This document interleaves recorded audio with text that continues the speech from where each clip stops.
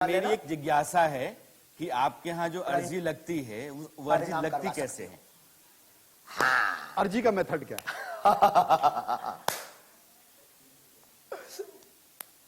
आपके पास आवाज गई पूरी कि नहीं गई? पूरी पूरी आ रही है। शास्त्री जी, आपकी आवाज तो दुनिया में जा रही है।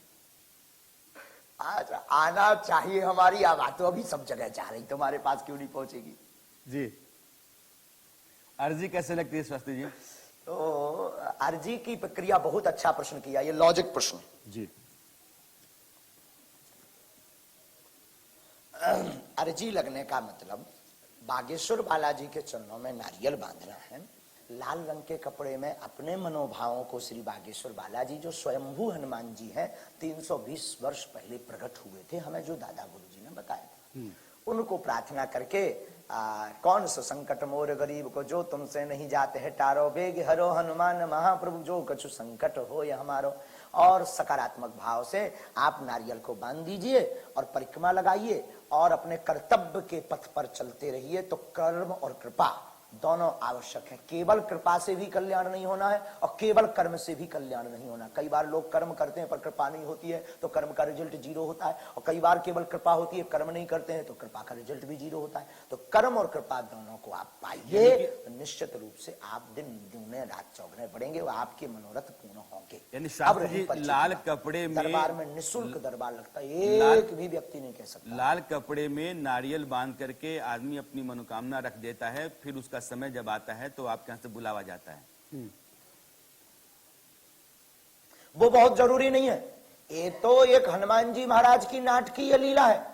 वैदिक परंपरा और वेदों के मंत्रोक्त की ताकत और संतों की तपस्या की ताकत बताने के लिए यह पर्चा की एक हनुमान जी की नाटकीय लीला है। लाखों लोग ऐसे हैं जो हमसे मिल नहीं पाए, दरबार में भरा जावे, ओम बागेश्वराय नमः मंत्र का जाप करें, सन्यासी बाबा का ध्यान करें। शास्त्री जी, मेरे सवाल का जवाब दीजिए। और शास्त्री जी, मैं सिर्फ ये जानना चाहता हूँ कि जिन लोगों को आप बुलाते हैं उनकी अर्जियां पहले से होती हैं, आपकी तरफ से बुलावा जाता है, फिर उनकी पर्ची वहां खोली जाती है?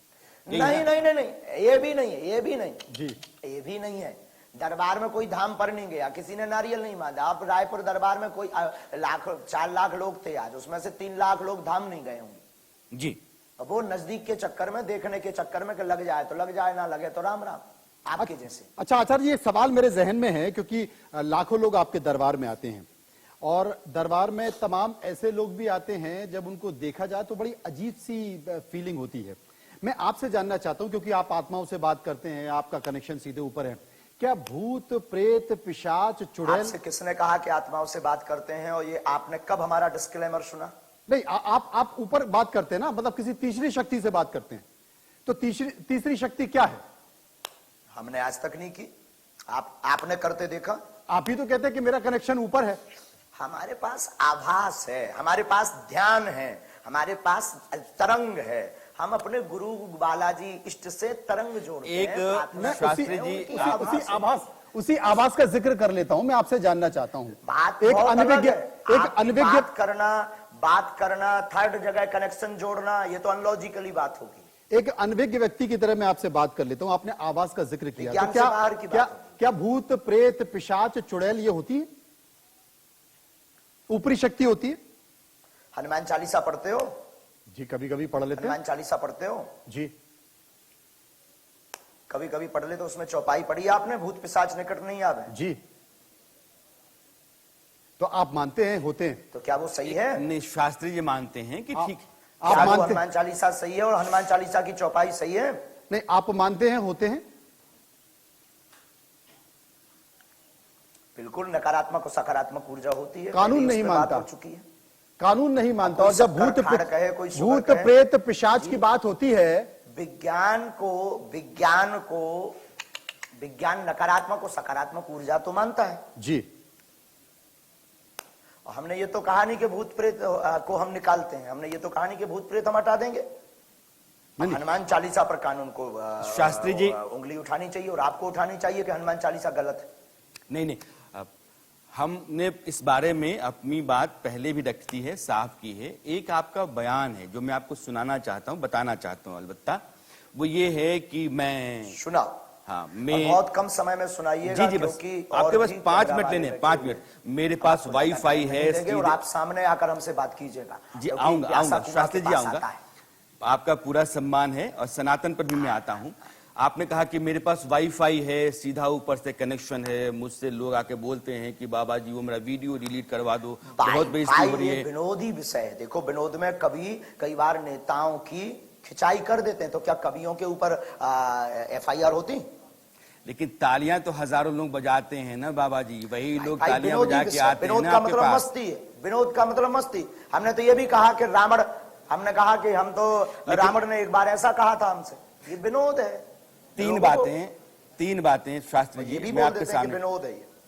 इंडिया न्यूज आपका बड़ा सम्मान करता है, आप जो कुछ भी कर रहे हैं सनातन की खातिर, उसकी पूरी इज्जत है। लेकिन 3 बातें आपने इंडिया न्यूज पे मानी हैं, एक बार दर्शकों के सामने मैं साफ करना चाहता लेकिन हूं। सनातन के लिए सत्य दिखाना इंडिया न्यूज का धर्म है, और एक बार से हम बहुत नाराज हैं। हाँ, आपसे तो वो जो नाराज सत्य धर्म है, वो 3 सत्य हैं वो सत्य शास्त्री जी, आपने वो सीधा तीनों मैं सीधा आपको बताना बिना चाहता हूँ, हमको अपने समझे दर्शकों को हुए बोला था। बताना उस चाहता बात हूँ। से हम बहुत पहली बात नाराज शास्त्री हुए जी ने थे, कही, लेकिन अब इसलिए प्रेम हो गया कि आज आपके व्यक्ति आए। हाँ, चलिए, आपका प्रेम हो गया ना, समझा नहीं, बहुत आपका प्रेम हो गया ना, कई लोग आपका प्रेम हमसे हो शास्त्री गया। जी अगले सवाल से पहले क्या कहते हैं, अब नहीं अरे आप खूब मजा करो लाला। आप शानदार हैं शास्त्री जी। 2 बातें अपने दर्शकों को साफ करना चाहता हूँ। शास्त्री जी ने ये कहा कि जो लोग आते हैं दरबार में, उन लोगों पर जो मैं कृपा बरसाता हूं और कहता हूं कि तुम्हारी ये मुश्किल आसान हो जाएगी, खत्म हो जाएगी, ऐसा मैं कहता हूं ऐसा हो जाए, इसकी कोई गारंटी नहीं है। दूसरी बात बाबा जी ने ये कही कि जब मैं कहता हूं कि ऊपर से मेरा कनेक्शन है, ऊपर से मेरा कनेक्शन है, तो ये विनोद में कहता हूं, मजाक में कहता हूं, इसको लेकिन इसको गंभीरता से नहीं लेना चाहिए। बाबा जी एक सवाल और मेरा है, चूंकि आप जब प्रवचन करते हैं तो आपकी भाषा अलग होती है। I am not Baba, I am Dhirendra Krishna. Acharya Dhirendra Shastri ji, मैं आपको शास्त्री जी ही कह रहा हूं। तो आपकी प्रवचन के दौरान की जो भाषा होती है बहुत संतुलित, संयमित, मर्यादित होती है। लेकिन जब कभी भी आपसे कुछ सवाल किया जाता है तो आप उत्तेजित होते हैं और फिर आपकी भाषा जो है वो थोड़ा रास्ता बदल लेती है। आप कहते हैं क्या उसका बाप मर गया था, क्या वो लोग चूड़ी पहन के बैठे थे क्या? हमको जोश आ जाता है, आवेश आ जाता है, क्योंकि हम सत्य पर जीते हैं जी, और सत्य पर जीते हैं, तो सत्य को कोई झुटलाता मतलब है आप ये मानते हैं कि आपकी भाषा अमर्यादित हो जाती है? मिशनरी वाले पीछे लगे हैं तो चुनौती देते हैं जी, बिल्कुल सचे साठ्यम समाचरित, जैसे को तैसा होना भी चाहिए। भगवान राम 3 दिन तक समुद्र की प्रार्थना करते और जब समुद्र नहीं मानता तो विनय न मानत जलद जड़ गए 3 दिन बीत और बोले राम सकोप तब भय विन होय ना प्रीत। भगवान कृष्ण बंसी भी बजाते हैं और चक्र सुदर्शन भी घुमाते हैं। सनातन की रक्षा शास्त्र से होगी या शस्त्र से होगी? शास्त्री जी दोनों लेकर बैठेंगे, प्रत्येक हिंदू के हाथ में शास्त्र शस्त्र दोनों देंगे।